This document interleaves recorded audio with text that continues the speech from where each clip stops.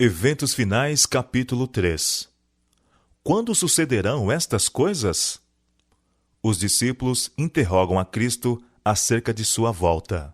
As palavras de Cristo foram proferidas aos ouvidos de grande número de pessoas.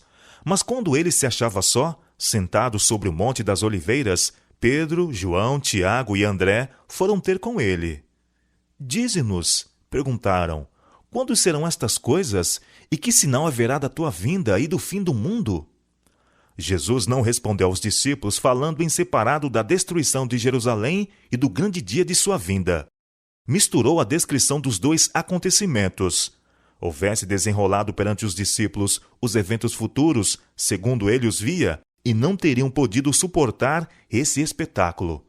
Por misericórdia com eles, Jesus misturou a descrição das duas grandes crises, deixando aos discípulos o procurar por si mesmos a significação.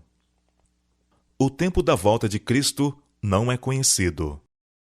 Muitos que se têm chamado adventistas têm marcado o tempo.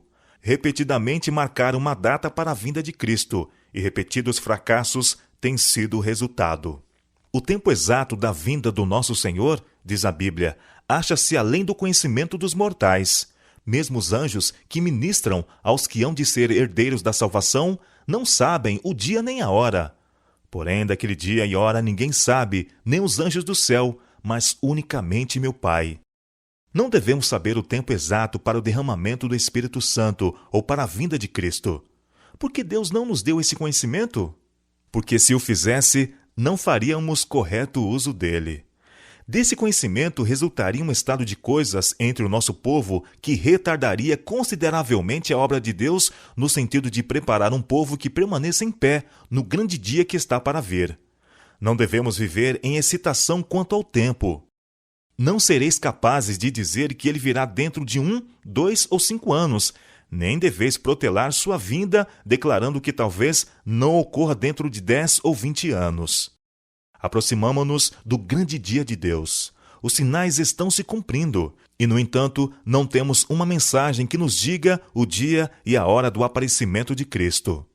O Senhor ocultou isso prudentemente de nós, para que sempre estejamos num estado de expectativa e de preparação para o segundo aparecimento de nosso Senhor Jesus Cristo nas nuvens do céu. O tempo exato da segunda vinda do Filho do Homem é mistério de Deus. Nossa mensagem não é a de marcar tempo.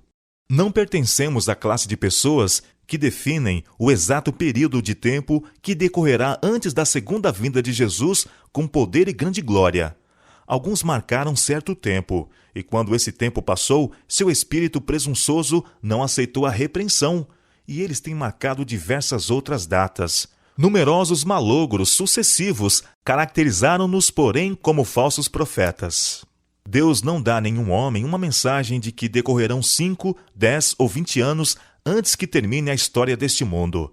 Ele não quer dar um pretexto para os seres viventes adiarem a preparação para o seu aparecimento. Não quer que alguém diga a mesma coisa que o servo infiel. Meu Senhor está demorando muito para voltar, pois isso conduz à temerária negligência das oportunidades e privilégios concedidos para preparar-nos para aquele grande dia. Marcar tempo ocasiona descrença. Por isso que passou repetidamente a data marcada, o mundo está hoje em mais positivo estado de incredulidade do que antes, com respeito ao próximo advento de Cristo. Consideram com aborrecimento os fracassos dos que marcaram tempo, e por isso que os homens têm sido assim enganados, dão costas à verdade consubstanciada pela palavra de Deus, de estar às portas o fim de todas as coisas. Entendo que o irmão Daniels tem, por assim dizer, marcado o tempo, afirmando que o Senhor virá dentro de 5 anos. Pois bem, espero que não se alastre a impressão de que marcamos tempo, que não se faça tais comentários.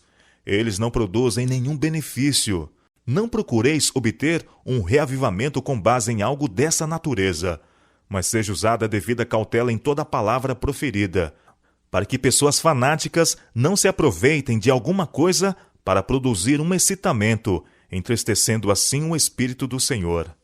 Não precisamos incitar as paixões das pessoas para provocar agitações em que sejam instigados sentimentos e os princípios não assumam o controle. Acho que temos de estar de sobreaviso de todos os lados, porque Satanás está em atividade para fazer tudo o que estiver ao seu alcance, a fim de insinuar seus ardis e artimanhas que sejam poder para causar dano. Qualquer coisa que cause agitação e produza excitação por motivos errôneos deve ser temida, pois certamente haverá reação. Sempre haverá movimentos falsos e fanáticos feitos na igreja por pessoas que pretendem ser dirigidas por Deus, pessoas que correrão antes de serem enviadas e darão dia e data para o cumprimento da profecia não cumprida. O inimigo se agrada de que assim procedam, pois seus sucessivos fracassos e direção em sentido falso causam confusão e incredulidade. Nenhuma profecia de tempo além de 1844.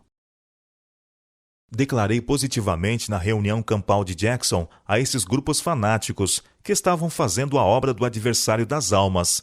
Achavam-se em trevas. Eles pretendiam possuir grande iluminação quanto ao fim do tempo de graça em outubro de 1844. Declarei ali em público que o Senhor fora servido de mostrar-me que não haveria nenhum tempo definido na mensagem dada por Deus desde 1844.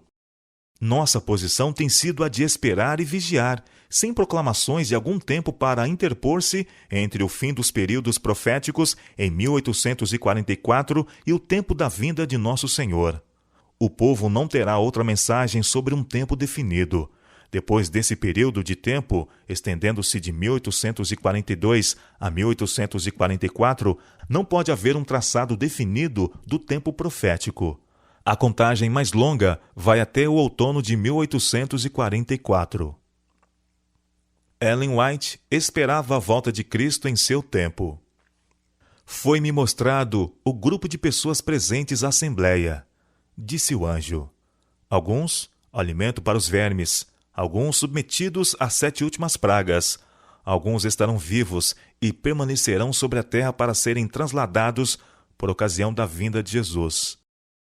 O tempo é curto, por isso devemos trabalhar com diligência e redobrada energia.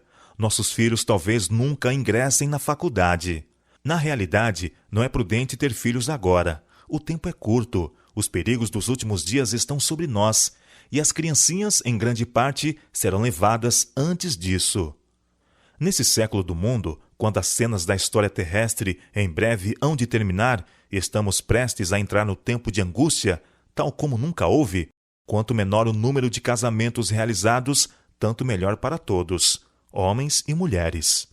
Chegará a hora, não está muito distante, e alguns de nós, que agora cremos, estarão vivos sobre a terra, e verão confirmar-se a predição, e ouvirão a voz do arcanjo e a trombeta de Deus ecoar de montanhas, de planícies e do mar, às partes mais longínquas da terra.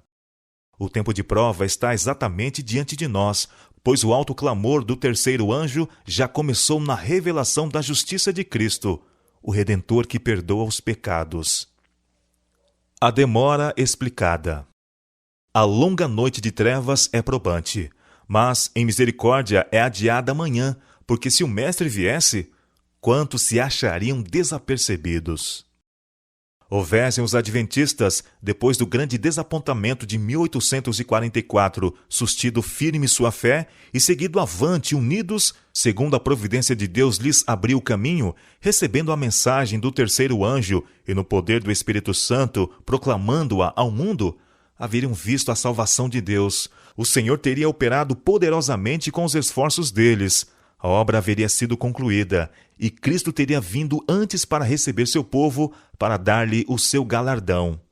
Não era a vontade de Deus que a vinda de Cristo houvesse sido assim retardada. Por 40 anos, a incredulidade, a murmuração e a rebelião excluíram o antigo Israel da terra de Canaã. Os mesmos pecados têm retardado a entrada de Israel na moderna Canaã celestial. Em nenhum dos casos houve falta da parte das promessas de Deus. É a incredulidade, a mundanidade, a falta de consagração e a contenda entre o professo povo de Deus que nos tem detido neste mundo de pecado e dor por tantos anos. Houvesse a Igreja de Cristo feito a obra que lhe era designada, como ele ordenou, o mundo inteiro haveria sido antes advertido, e o Senhor Jesus teria vindo à terra em poder e grande glória. As promessas de Deus são condicionais. Em suas mensagens aos homens, os anjos de Deus apresentam o tempo como sendo muito breve. Assim me tem sempre sido apresentado. Verdade é que o tempo se tem prolongado além do que esperávamos nos primitivos dias desta mensagem. Nosso Salvador não apareceu tão breve como esperávamos. Falhou, porém, a palavra de Deus? Absolutamente. Cumpre lembrar que as promessas e as ameaças de Deus são igualmente condicionais. Talvez tenhamos de permanecer muitos anos mais neste mundo por causa da insubordinação, como aconteceu com os filhos de Israel. Mas, por amor de Cristo, seu povo não deve acrescentar pecado a pecado, responsabilizando a Deus pela consequência de seu próprio procedimento errado. Pelo que Cristo está esperando. Cristo aguarda com fremente desejo a manifestação de si mesmo em sua igreja. Quando o caráter e Cristo se reproduzir perfeitamente em seu povo, então virá para reclamá-los como seus. Todo cristão tem um privilégio não só de esperar a vinda de nosso Senhor Jesus Cristo, como também de apressá-la. Se todos os que professam seu nome produzissem fruto para sua glória, quão depressa não estaria o mundo todo semeado com a semente do Evangelho. Rapidamente amadureceria a última grande seara e Cristo viria recolher o precioso grão. Dando o Evangelho ao mundo, está em nosso poder apressar a volta de nosso Senhor. Não nos cabe apenas aguardar, mas apressar o dia de Deus. Ele pôs ao nosso alcance, mediante a cooperação com Ele, levar esta cena de miséria a termo. Um limite à clemência de Deus. Com infalível precisão, o Ser Infinito ainda mantém, por assim dizer, uma conta com todas as nações. Enquanto sua misericórdia se oferece com convites ao arrependimento, esta conta permanecerá aberta. Quando, porém, os algarismos atingirem um certo total que Deus fixou, começa o ministério de sua ira. Deus mantém um registro das nações. Os números estão se avolumando contra elas nos livros do céu. E quando se houver tornado uma lei que a transgressão do primeiro dia da semana será enfrentada com punições, então sua medida estará cheia. Deus mantém uma conta com as nações. Quando chegar plenamente o tempo em que a iniquidade terá atingido o prescrito limite da misericórdia de Deus, cessará sua clemência. Quando os números acumulados nos livros de registros do céu indicarem que o total da transgressão está completo, virá a ira. Ao mesmo tempo em que a misericórdia de Deus suporta longamente o transgressor, há um limite além do qual os homens não podem ir no pecado. Quando é atingido aquele limite, os oferecimentos de misericórdia serão retirados e inicia-se o ministério do juízo. Tempo virá em que, em suas fraudes e insolências, os homens atingirão o ponto em que o Senhor não permitirá que transponham, e aprenderão que há um limite para a longanimidade de Jeová. Há um limite além do qual os juízos de Jeová não podem mais ser detidos. A transgressão quase atingiu seu limite. O tempo durará um pouco mais, até que os habitantes da terra tenham enchido a medida de sua iniquidade, e então a ira de Deus, que por tanto tempo tem estado dormitando, se despertará, e esta terra de luz beberá da taça de sua ira sem mistura. A medida da iniquidade está quase cheia, e a justiça equitativa de Deus está prestes a cair sobre os culpados. A maldade dos habitantes do mundo já quase chegou ao ponto em que Deus há de permitir ao destruidor operar com ela segundo sua vontade.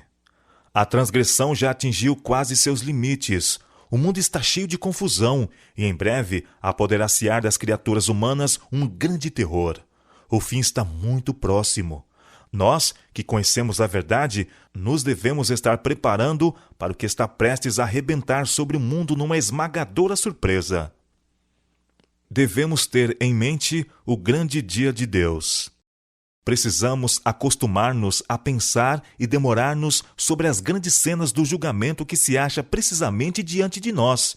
E então, Ao mantermos diante de nós as cenas do grande dia de Deus, em que tudo será revelado, isso influirá sobre o nosso caráter. Um irmão me disse: Irmão White, acha que o Senhor virá dentro de 10 anos? Que diferença fará para o irmão se ele vier dentro de 2, 4 ou 10 anos? Ora, disse ele, penso que, em alguns aspectos, eu agiria de modo diferente do que faço agora, se soubesse que o Senhor viria dentro de 10 anos. O que o irmão faria? Perguntei. Ora, eu venderia minha propriedade, começaria a examinar a palavra de Deus, procuraria advertir as pessoas e levá-las a se prepararem para a sua vinda, e suplicaria a Deus que eu estivesse preparado para o encontro com ele. Então perguntei: se soubesse que o Senhor não viria dentro de 20 anos, viveria de maneira diferente? Ele respondeu: penso que sim. Quão egoísta era a expressão de que levaria uma vida diferente, caso soubesse que o seu Senhor viria dentro de 10 anos. Pois bem, Enoque andou 300 anos com Deus. Isto é uma lição para nós, a fim de que andemos cada dia com Deus, e não estaremos seguros se não esperarmos e vigiarmos. A brevidade do tempo. Que o Senhor, de dia e de noite, não dê descanso aos que são agora descuidados e na causa e obra de Deus. O fim está próximo. Isto é o que Jesus quer que sempre mantenhamos diante de nós, a brevidade do tempo. Quando, com os remidos, estivermos em pé sobre o mar de vidro, com harpas de ouro e coroas de glória, tendo à nossa frente a imensurável eternidade, então veremos como foi curto o período de provação e espera.